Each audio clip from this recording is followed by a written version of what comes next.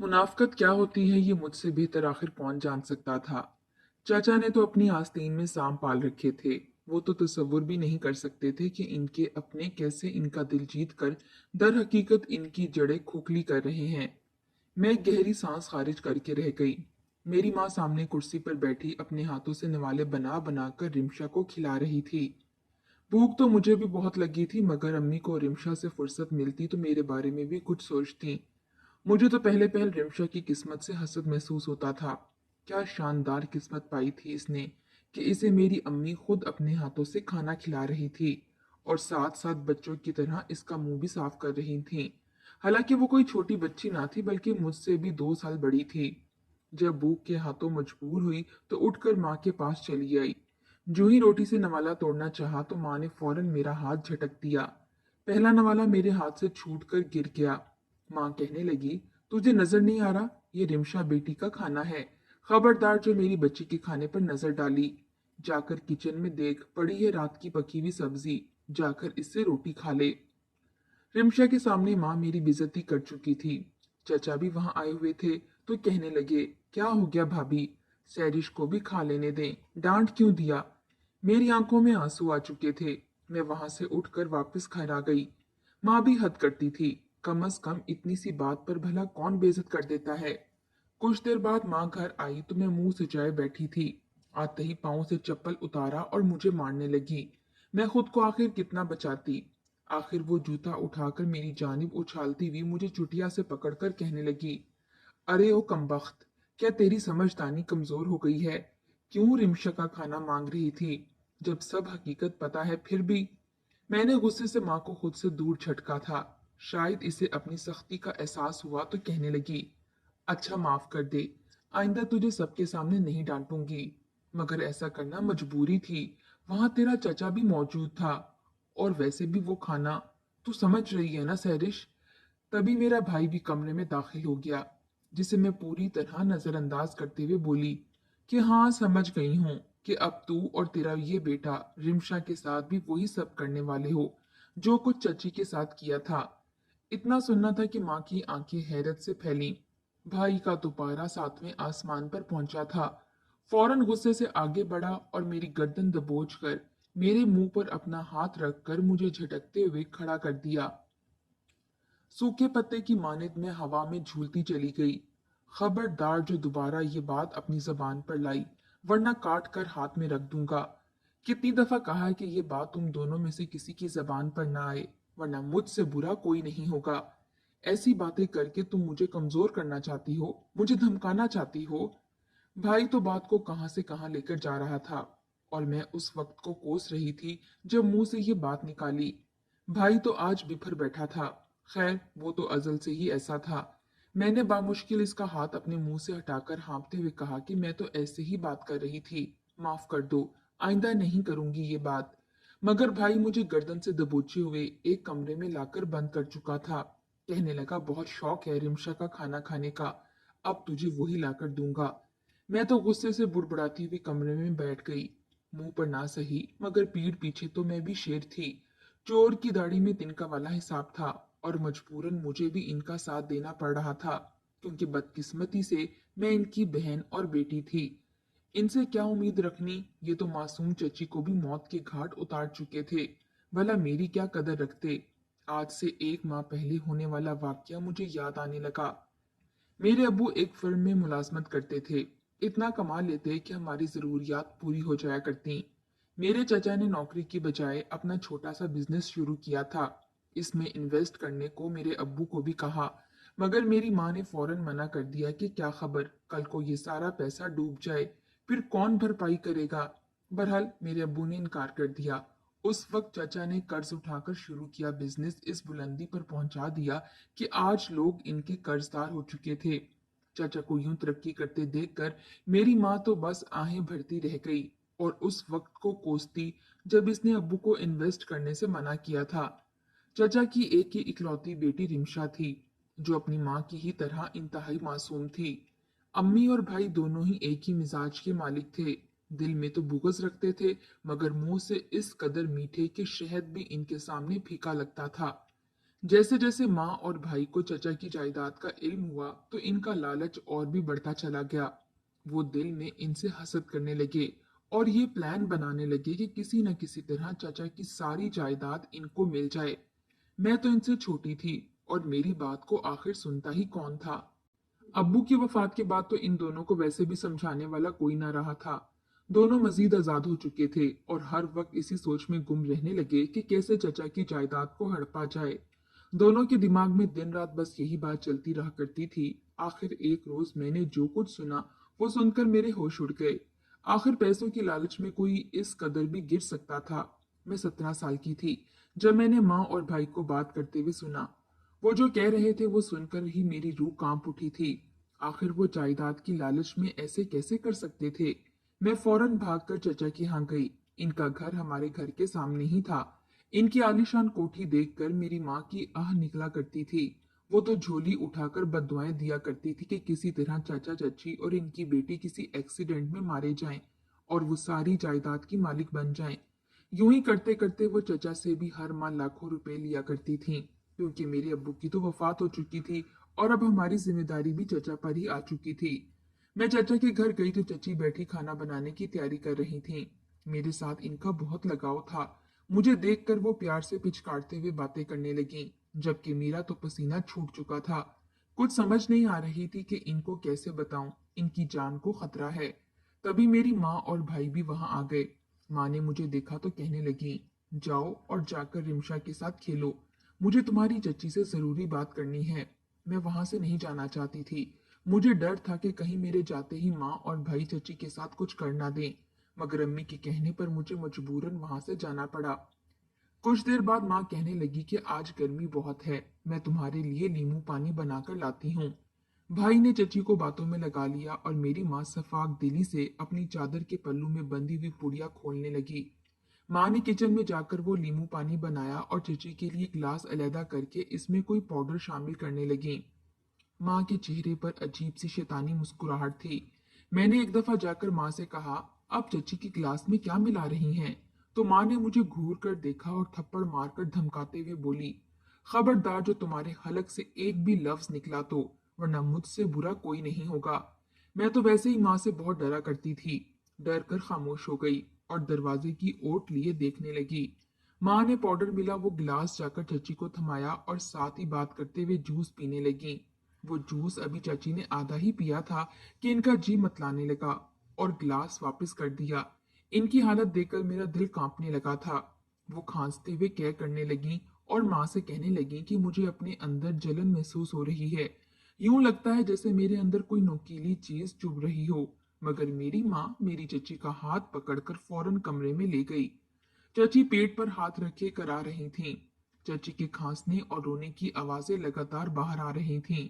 खौफ की वजह से मेरा वजूद साकित हो चुका था। मैं धीरे धीरे कदम उठाकर चलती दरवाजे तक आई। दरवाजा अध खुला था। जो मंजर मेरी आंखों ने देखा, मेरे रोंगटे खड़े हो गए।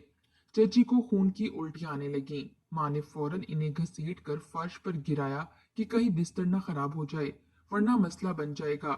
चची दर्द से चिल्ला रही थीं, मगर भाई ने तड़पती हुई चची के दोनों हाथ ऊपर की जानिब करके पकड़ रखे थे और मेरी माँ चची के मुंह में कपड़ा ठूंस रही थी ताकि उसके मुंह से आता खून बाहर न गिरे।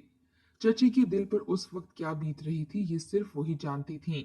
इनकी आंखों से आंसू बह रहे थे और मेरी माँ सफाकी से चची को गर्दन से दबोच कर कहने लगी, माफ करना जुलेखा, तेरी मेरी कोई दुश्मनी नहीं थी, मगर बस तेरी ये शान और शौकत और जायदाद देखकर मेरे दिल में एक आग सी लगी हुई है। दिल चाहता है कि ये सब तुमसे छीन कर खुद रख लूं। तू जा, शाबाश, कब्र में जा और अब्दी नींद सोई रह। इन सब पर तो बस मेरा ही हक है। चची ने आगे बढ़कर माँ को मारना चाहा, मगर तब तक वो दम तोड़ चुकी थीं। मैं छुप कर ये सारा मंजर देख रही थी। चची मर चुकी थी। रिमशा को तो माँ ने पहले ही नींद की दवा पिलाकर सुला दिया था। दोनों ने फौरन सारा खून साफ किया और फिर चची को घर के पिछले हिस्से में ले जाकर मेन सर्किट ब्रेकर के पास लिटा दिया। भाई ने सर्किट ब्रेकर में कुछ ऐसी तब्दीलियां कर दी जिससे यूं लगे कि बिजली खराब हुई और चची सर्किट ब्रेकर के पास आकर इसे ऑन करने लगी, मगर तभी इन्हें करंट लगा और वो वहीं पर मर गईं। ऐसा करने के बाद भाई और अम्मा वापस घर आ गए। दोनों के हाथ पांव फूले हुए थे कि कहीं इनका सच खुलकर सबके सामने न आ जाए। मगर शाम को जब चचा काम से वापस आए तो एक कहराम सा मच चुका था। चचा दौड़कर हाँफते हुए हमारे घर आए तो अम्मा और भाई चचा की ये हालत देखकर परेशान हो गए। फौरन दौड़कर इनके पास गए और कहने लगे कि भाई क्या हुआ है, तुम इतने परेशान क्यों दिखाई दे रहे हो, सब खैरियत तो है। चचा बदहवास हुए कहने लगे कि कुछ भी खैर नहीं रही। मेरी बीवी को करंट लग चुका है और वो बिल्कुल बेहिस्सो हरकत जमीन पर पड़ी है।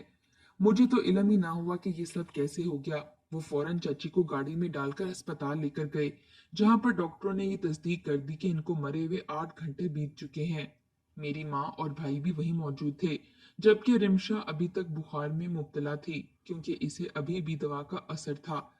इसे खबर ही ना थी कि इसकी माँ के साथ आखिर कितना बड़ा हादसा हो चुका है। जब चचा ने ये सुना तो वो रोने लगे थे। मेरी माँ भी फूट फूट कर रोने लगी और मेरा भाई चचा को संभालने लगा, जैसे वो इनके दुख में बराबर के शरीक हों। चर्चे के जाने के बाद चचा तो बिल्कुल चुप ही हो चुके थे, जबकि रिमशा पर तो सख्ता तारी हो चुका था। वो हैरान थी कि आखिर इतना सब कुछ अचानक कैसे हो गया। इसे तो खबर ही ना हुई, मगर खैर, कौन जाने ये सारा खेल मेरे भाई और माँ का रचाया हुआ था।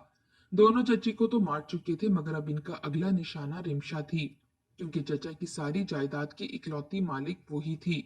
जब तक रिमशा मर न जाती तब तक मेरे भाई कभी भी इस जायदाद का मालिक नहीं बन सकता था। और अब इसीलिए मेरी माँ ने चचा का दिल जीतने की खातिर रिमशा की देखभाल करना शुरू कर दी थी। इसकी माँ बनकर ख्याल रखने लगी और सारा सारा दिन चचा के घर में रहकर रिमशा की देखभाल करने लगी। इसका यूं ख्याल रखती गोया वो कोई बच्ची हो। माँ को ख्याल रखते देखकर चचा भी मुतमईन थे कि रिमशा का दिल लगा रहेगा, जबकि मेरी माँ का इसके पीछे का मकसद भी इंतहाई खतरनाक था। चची के मरने के बाद अब मेरी माँ रिमशा से भी छुटकारा पाना चाहती थी। उन्होंने रिमशा के बनाए हुए खाने में स्लो पॉइजन मिलाना शुरू कर दिया, यानी ऐसा जहर जो वो रोजाना खाती जाएगी और वक्त के साथ साथ बीमार होती जाएगी और आखिरकार चंद माह बाद मौत के घाट उतर जाएगी। रिमशा की माँ को मरे हुए 2 माह गुजर चुके थे, मगर इसकी तबीयत अभी तक न संभली थी। वो सारी रात जाग कर बैठी रहती। इसे सीने में तनाव महसूस हुआ करता था। इसकी आंखों के नीचे हल्के पड़ चुके थे। वो माँ को याद करके रोती रहती। चचा अपनी बेटी की हालत देखकर बहुत परेशान हो चुके थे। बार बार रोते हुए मेरी माँ से कहने लगते कि रिमशा पर माँ के जाने का दुख बहुत ज्यादा हुआ है। मेरी बच्ची तो दिन ब दिन सूख कर कांटा होती जा रही है। न जाने किसकी नजर हमारी खुशियों को लग चुकी है कि हमारा हंसता बसता घर तबाह बर्बाद होकर रह चुका है। चचा परेशान थे, जबकि मेरी माँ मुस्कुरा रही थी। दिल चाहता कि जाकर इन्हें सच सच बता दूं, मगर डर भी लगता था कि कहीं भाई मेरी जान ही ना ले ले। रिमशा को चुप चुप देखकर चचा भी परेशान रहने लगे। आखिर एक रोज अम्मी से कहने लगे कि मैं चाहता हूं कि अब रिमशा की शादी करवा दूं। अपने घर की हो जाएगी, नए लोगों से मिलेगी, नेक सीरत शौहर होगा जिससे दिल की बातें करेगी, तो शायद इस सदमे से बाहर आ जाएगी। मेरी भी तबीयत अब ठीक नहीं रहती, तो बस रिमशा की बहुत फिक्र सताती रहती है। मेरी माँ ने जब ये सुना तो फौरन कहने लगी, अरे भाई साहब, मेरे होते हुए भला आप क्यों फिक्र करेंगे। रही बात रिमशा बेटी की, तो भाई साहब, आप ऐसी बातें करके हमें पराया कर रहे हैं कि मेरा बेटा शहजाद किस लिए है, खैर से अच्छी नौकरी करता है और दिल ही दिल में रिमशा को चाहता भी है। क्या ही अच्छा हो कि हम रिमशा और शहजाद की शादी कर दें। इस तरह आपके जिगर का टुकड़ा आपकी नजरों के सामने भी रहेगा। हाँ, अगर आपने शहजाद को इस घर में रख लिया घर जमाई बनाकर, तो भी मुझे कोई मसला नहीं होगा। हम सब यहीं आकर रहने लगेंगे, बस जैसे आप और आपकी बच्ची खुश रहे। मेरी माँ एक ही सांस में सब कुछ बोलकर बात पक्की कर चुकी थी। चाचा ने एक नजर मेरी माँ को देखा और फिर सोच में पड़ गए। कहने लगे कि मैं अभी कोई फैसला नहीं कर सकता, बस रिमशा से पूछकर ही बताऊंगा। मेरे तो दिल से यही दुआ निकली कि बस रिमशा शादी से इनकार कर दे, वरना बहुत बुरी फंसेगी। चचा ने जब रिमशा से इस रिश्ते के बारे में बात की तो वो खामोश हो गई और कहने लगी कि आप ही मेरे माँ और बाप हैं। आप मेरे लिए जो फैसला करेंगे मुझे वो मंजूर होगा। आपको अगर शहजाद पसंद है तो मुझे इसमें कोई दिक्कत नहीं, मैं इस रिश्ते के लिए रजामंद हूँ। चचा भी खुश थे, क्योंकि अब इनकी बेटी इनके पास ही रहेगी। चाचा ने कहा कि तुम रुखसत होकर शहजाद के घर चली जाना, इसके बाद मैं तुम लोगों के लिए एक नया घर लेकर वहां शिफ्ट करवा दूंगा। क्योंकि जाहिर सी बात है हमारा घर तो रिमशा की शयान शान बिल्कुल भी ना था। मेरी माँ का तो वो दिन ईद से कम ना था। घर आकर मेरी माँ ने लुढ़ियां डालकर खुशी का इजहार किया था। वो तो मिठाई खाकर अपनी शुगर हाई कर बैठी थी। वो इस कदर खुश थी कि जैसे इसे सारी जायदाद अभी से मिल चुकी हो। मैं घूर कर भाई और माँ को देख रही थी, जो इस खुशी की खबर पर नाच गा रहे थे। काश मैं बोलकर चचा को मना कर पाती। अगले ही हफ्ते भाई और रिमशा का निकाह कर दिया गया। रिमशा को माँ ने अभी कुछ दिनों के लिए तो जहर देना बंद कर दिया था, क्योंकि अब तो वैसे भी वो हमारे घर आ रही थी और इसने सारी जायदाद वैसे भी भाई के नाम ही करनी थी। अगर वो सीधे तरीके से ना करती तो माँ इसे जहर देकर मार देती। इनके पास तो 100 बहाने मौजूद थे। आखिरकार वो दिन भी आ गया और भाई की शादी हो गई। भाई रिमशा को लेकर हमारे घर चले आए। रिमशा बिल्कुल चुप और सपाट अंदाज में थी, जैसे ना ही वो खुश थी और ना ही वो दुखी थी। वो तो शायद जिंदा लाश बन चुकी थी। मैंने इसे जाकर भाई के कमरे में बिठा दिया। मुझे उस वक्त इसकी किस्मत पर बहुत अफसोस हुआ था। मैंने भाभी को इसके कमरे में बिठाया और बाहर निकल आई, मगर भाई न जाने कहाँ चला गया था। जब वापस आया तो इसके मुंह से बदबू आ रही थी। वो तो शराब पीकर आया था। ये तो इसके रोज का मामूल था। अक्सर रात को भी पीकर घर आया करता, मगर आज भी इसका पीकर आना माँ को गुस्सा दिला गया था। माँ ने भाई को गिरेबान से पकड़ा और एक थप्पड़ मारकर बोली, बगैरत, आज के दिन तो शराब पीकर ना आते। मेरा भांडा फोड़ देगा तू। अब इस मुंह से बदबू खत्म कर और कमरे में जा। खबरदार रिमशा के साथ कुछ भी उल्टा सीधा बोलने की कोशिश भी की। भाई ने फौरन कुल्ली की और कमरे में चला गया।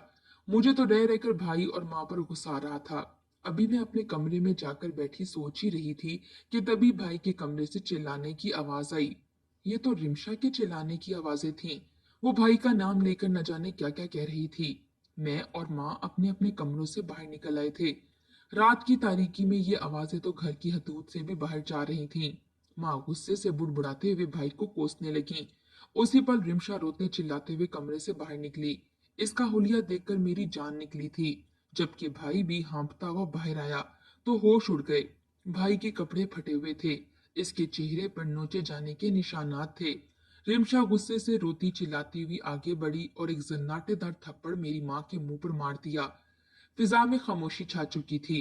रिमशा कहने लगी कि ये तरबियत की है आपने अपने बेटे की, जो अपनी बीवी से इस तरह से पेश आ रहा है, जैसे वो इसकी बीवी नहीं बल्कि कोई खरीदी हुई औरत हो। ये नशे में धुत गलीज इंसान मुझसे ये कह रहा है कि इसने मेरी माँ का कत्ल किया है। माँ का तो रंग उस पल उड़ा था।